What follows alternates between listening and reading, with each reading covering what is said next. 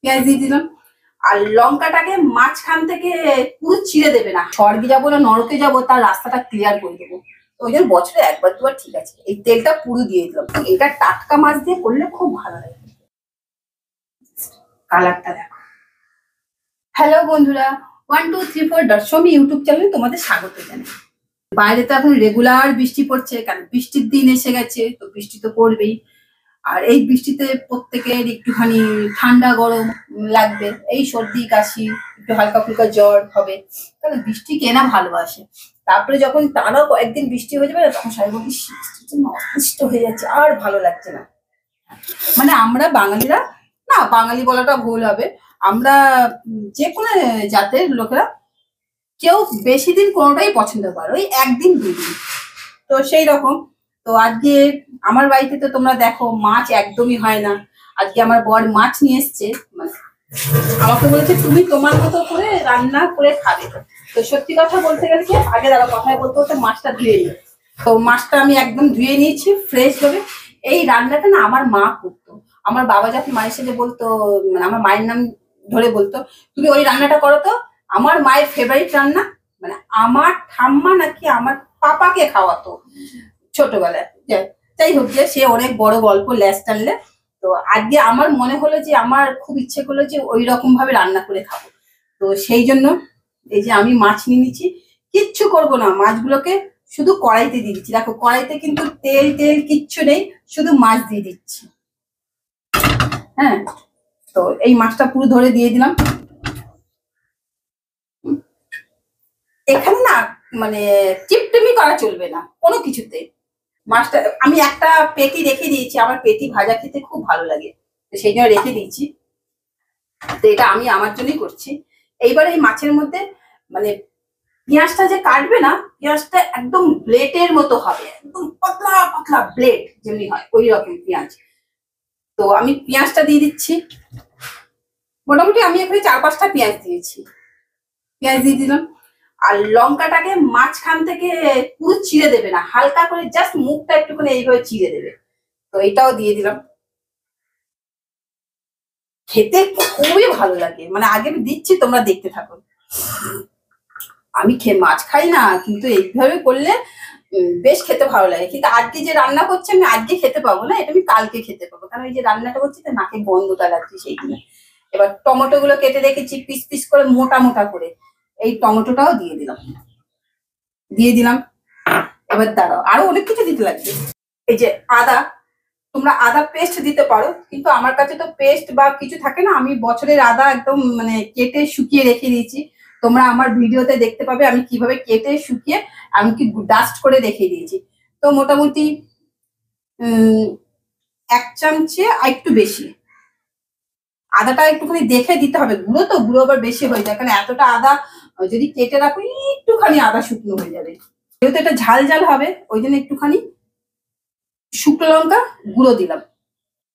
যেহেতু আমি নিজে খাবো তো সেই জন্য রসিয়ে কষিয়ে করছি, কারণ আমার বর বাবাজি কে তো আমি এটা দিতে পারবো না, ও শুধু দূর থেকে দেখবে। এবার একটুখানি কাশ্মীরি লাল মির্চি ওইটা দেবো, দিয়ে দিলাম।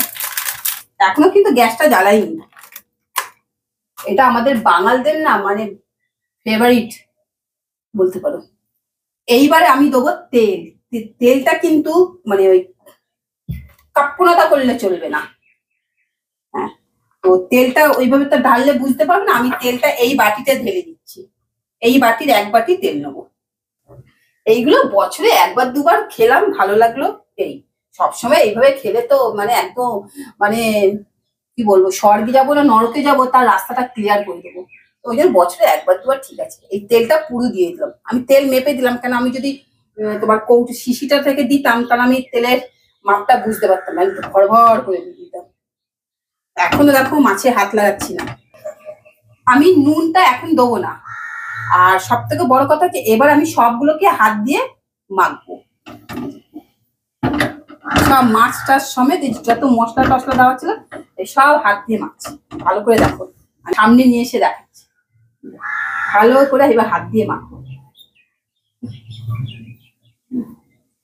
এর অপূর্ব স্বাদ। মানে একবার খেলে বুঝতে পারবে। অনেকে এর ভেতরে চিনি দেয়, আমি চিনি দেবো না, কারণ একটা টক টক ঝাল ঝাল। আর এটা আমি নিয়েছি পুকুরের বড় রুই, এই মাছের নিজস্ব একটা স্বাদ আছে, তো চিনিটা দিলে সেই স্বাদটা নষ্ট হয়ে যাবে। আর পেঁয়াজটা যেহেতু ঝিরিঝিরি করে কেটে দিয়েছি একদম, পেঁয়াজটা যখন আস্তে আস্তে গলবে মাছগুলো সেদ্ধ হয়ে যাবে, পেঁয়াজগুলো একদম মানে তোমার গলে যাবে। এইবারে আমি গ্যাসটা ধরাবো। হ্যাঁ, এতক্ষণ পর গ্যাসটা ধরিয়ে দিলাম। এখন ঢাকা দেবো না, কিন্তু এখন এটাকে ফুল স্টিমে রাখবো। ফুল স্টিমে রেখে এটাকে নাড়াচাড়া করবো যতক্ষণ না মানে মানে ভালো করে কি বলবো ফুটে যাচ্ছে বা টকবক করছে, জলটা বেরোনো চাই। আমি নুনটা দিয়ে দিই, বলেছিলাম পরে নুন দেবো, এই যে আমি এখন নুনটা দিয়ে দিচ্ছি।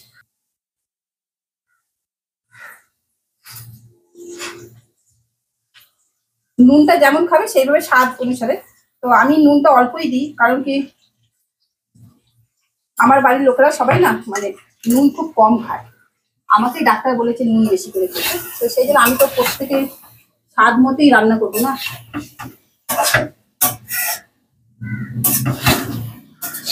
এটা টাটকা মাছ দিয়ে করলে খুব ভালো লাগে। হ্যাঁ, আর আজকে যে ও বুয়া আমার জন্য মাছটা নিয়ে এসছে, একদম টাটকা বড় বাজার খাবি খাচ্ছিল মাছটা। অনেকে আরো বেশি ঝাল খায়, তারা আরো মানে ঝালের জন্য কাঁচা লঙ্কা গুলো গোটা গোটা দিতে পারে, কিন্তু আমার মোটামুটি আমি তো ঝাল খাই, আবার খুব এক্সট্রিম ঝাল খাই না। তো এটাই নাড়তে থাকি, নাড়তে নাড়তে যখন এটা ফুট এসে যাবে তোমাদেরকে দেখাচ্ছি। বেশ টকবক টকবক করে ফুটছে, দেখতে পাচ্ছ? বেশ টকবক টকবক করে ফুটছে। সামনে এনে দেখাচ্ছি, দেখো সামনে এনে দেখাচ্ছি, দেখো টকবক টকবক করে ফুটছে। এইবারে আমি কি করবো, স্টিমটাকে পুরো কম করে দিচ্ছি, একদম স্টিম কম করে দিলাম। এবারে এটাকে দমে দিয়ে দিলাম, ব্যাস মোটামুটি থাকুক 2-3 মিনিট, তারপরে আবার আমি নাড়াবো। এবার এর পরে আরো কি কি দিতে হবে তো সেই জোগাড় গুলো করে দিই, করে সামনে রাখি, ঠিক আছে? দেখো আমি এবার ঢাকনাটা তুলছি, ওয়াও কত জল বেরিয়েছে, দেখো সামনে থেকে এনে দেখাচ্ছি, দেখো কত জল বেরিয়েছে, ফুটছে। এইবার আমি এটাকে আস্তে আস্তে করে উল্টিয়ে দিচ্ছি, খুব সাবধানে।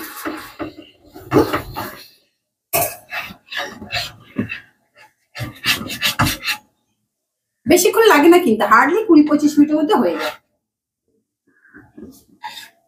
উল্টিয়ে আবার ঢাকা দিয়ে দেবে। আমি সব উল্টিয়ে দিলাম। এবার আমি আর ঢাকা দেবো না, কারণ মোটামুটি টমেটো গুলো হাফ সেদ্ধ হয়ে গেছে, পেঁয়াজ টিয়াজ গুলে গেছে। এবার এইভাবে ধীরে ধীরে ফুটুক, একটু সময় লাগে, টেস্ট খুব ভালো লাগে। আমাদের এখানে মেলা হচ্ছে তো, মানে রথের মেলা, তো জগন্নাথের ওখানে মানে এটা 7 দিন 1 মাস ধরে মেলাটা চলবে। তো এত জোরে জোরে মাইক চলে, এত জোরে জোরে, মানে আমরা না কোনো কথা শুনতে পারি না। তো এটা জাস্ট যখন তেল বেরিয়ে আসবে আমি তখন তোমাদের সামনে আসবো, ঠিক আছে? সাইড দিয়ে তেল ছেড়ে গেছে, কালারটা এত সুন্দর এসছে না, তোমরা দূর থেকেই দেখতে পাচ্ছ, সামনে নিয়ে এসে দেখো সাইড দিয়ে তেল ছেড়ে দিয়েছে। এইবার আমি এর মধ্যে এই যে এখানে কোনো জিনিসে কাপ্পনাটা করা যাবে না, আমি এই যে 1 বাটি ধনেপাতা কেটে রেখেছি, এই ধনেপাতাটা আমি ওপর দিয়ে ছড়িয়ে দিচ্ছি। এবার এটাকে আস্তে আস্তে করে উল্টিয়ে দাও। আর এইটা সবসময় চেষ্টা করবে এরকম ছড়ানো কড়াই রান্না করলে ভালো হয়, তাহলে কি বলতো মাছগুলো তো পাট পাট করে সব সাজানো থাকে, তাহলে জিনিসটাকে তোমাকে উল্টাতে তোমার সুবিধা হবে, তাহলে একটা মাছও ভাঙবে না। নাহলে ওই নাড়ানাড়ি করতে গিয়ে দেবে তোমার মাছ ভেঙে যাচ্ছে। একটুখানি বেশি করে টমেটো দিয়ে দেবে, কাঁচা লঙ্কা গুলো একটু বেশি করে দিয়ে দেবে, তাহলে কি বলতো ঝাল ঝাল টক টক করে। আর এই পুকুরের বড় মাছ তোমরা যদি পারো কেউ কাটা পোনা দিয়েও করতে পারো, আমার মনে হয় পুকুরের বড় মাছ আর টাটকা মাছটা দিয়ে করলে কি হবে বলতো স্বাদটা খুব ভালো হয়। মানে না খেলে না বুঝতে পারছি না, শুধু চোখে দেখে ভাবছো যে এত কালার এত ফুল হচ্ছে। তাহলে আমার রান্নাটা হয়ে গেল। এইবার আমি এটাকে ফুটে গেল, আমি জাস্ট 2 মিনিটের জন্য ঢাকা দিচ্ছি, কারণ কি যেহেতু ধনে পাতাটা আছে, ধনে পাতার একটা নিজস্ব গন্ধ, সেটা কি হবে পুরো তোমার মাছের মধ্যে আর গ্রেভির মধ্যে বেশ ভালোভাবে অ্যাবজর্ব করে নেবে। হ্যাঁ, তারপর আমি এটাকে ঢাকনাটা খুলবো, তখন দেখবে কালারটা।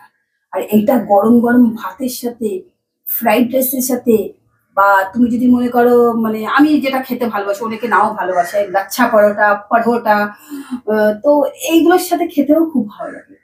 হ্যাঁ, আমি যেহেতু রুটিটা বেশি প্রেফার করি বলে ওই জন্য বললাম। অনেকে আছে রুটি দিয়ে মাছ খেতে চায় না, কিন্তু এটা রুটি দিয়ে খেতেও বেশ ভালো লাগে। কারণ ওই গ্রেভিটা যে এত টেস্টি হয় না, আমি কি বলবো, awesome। কথা বলতে বলতে আমার 2 মিনিট হয়ে গেছে।